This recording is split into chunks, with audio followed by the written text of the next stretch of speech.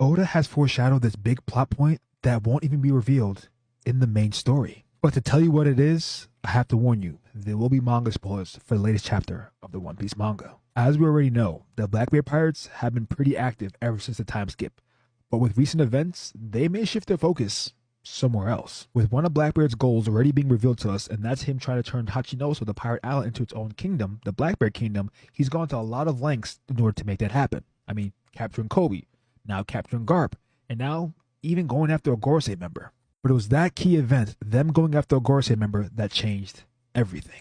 You see, in the midst of Katarina Devon and Van Arger going to get a copy of Saturn, they also ran into another pirate, Caribou, and he had a lot of juicy information for the Blackbeard Pirates, and that is where the ancient weapons are. But the key part about that is, to obtain the world, you're going to need absolute power. And one thing for sure is, the ancient weapons are just that. But here's the key plot point that Oda foreshadowed a long time ago, already telling us this was bound to happen.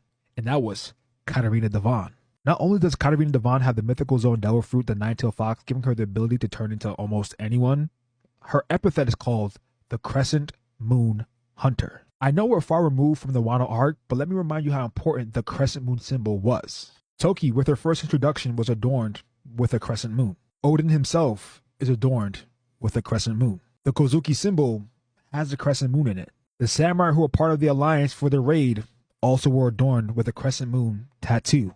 Momonosuke, after he became a man, was adorned with a crescent moon. I mean, Kozuki itself even stood for light moon. And even from a certain angle, Wano looks like a crescent moon. So with Katarina Devon being known as the Crescent Moon Hunter, it was Oda kind of telling us Katarina Devon is going to interact with the people of Wano. And now with Caribou telling the Blackbeard Pirates, specifically Katarina Devon and Van Arger, where the ancient weapons are, it's very likely that the Blackbeard Pirates are going to head to Wano. And the reason why I said it's not going to be shown in the main story is because I believe it's going to be shown during this cover story with Yamato. Just like how the Blackbeard Pirates went to Hokage Island and took pudding and most likely a rope poneglyph after Big Mom left and was defeated, I feel like they may do the same thing with Wano. Kaido was defeated, and like Green Bull alluded to, Kaido was a force that deterred people from going to Wano. And to add more fuel to the fire, think about the devil fruit that tore down the Kozuki clan to begin with. This was Higarashi's clone fruit, giving her the ability to turn into anyone she touches. Katarina Devon, the Crescent Moon Hunter, with the ability to turn to anyone she touches. I mean, she was written to go after the people of Wano. And if history repeats itself, just like what the Blackbeard Pirates did on Hokage Island, they'll do in Wano. They went after something and someone.